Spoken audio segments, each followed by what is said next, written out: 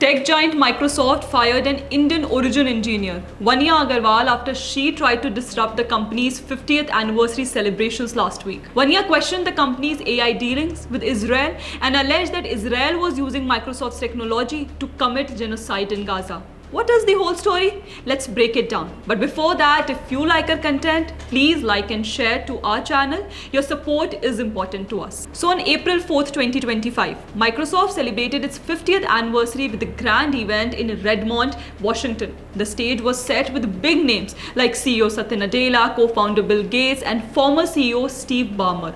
But the celebration hit a snag when employees interrupted the festivities with a powerful protest. Vanya Agarwal, a software engineer at Microsoft, stepped up during a question and answer session. She called out the company for supplying artificial intelligence technology to the Israeli military. Alongside another protester, Moroccan engineer Ibtihal Abu Saad, Vanya accused Microsoft of fueling conflict in Gaza, shouting, "Our work is fueling this genocide. Shame on you all. You are all hypocrites. 50,000 Palestinians in Gaza have been murdered with Microsoft technology. How dare you? Shame on all of you for celebrating in their blood."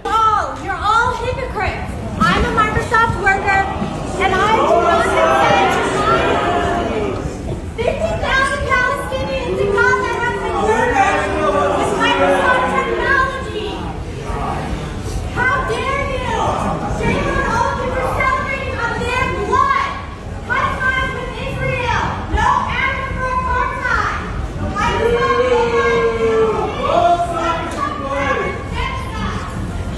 Her words echoed across the live-streamed event, leaving the audience stunned.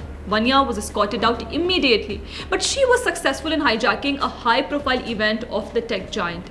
Later, Vanya said that she was stepping away from the company on April 11th, citing ethical concerns. However, the tech giant asked her to leave 5 days early.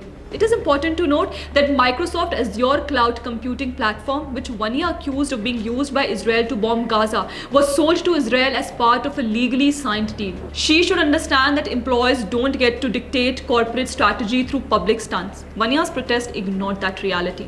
If every worker could veto company decisions this way, it'd be chaos, not a corporation. And second, the loss of civilian life in Gaza cannot be solely blamed on Israel. It is the Hamas which uses civilians as shields and has dug its hideouts in densely populated areas. This was bound to increase civilian fatalities. Vanya's resignation has sparked debate across the tech world. Critics call it retaliation against free speech, while others argue it's a company enforcing its rules. And this trend of employees clashing with corporate ethics has been going on for a couple of years in the US. Last year, Google also fired dozens of its employees following protest against the company's cloud computing contract with the Israeli government.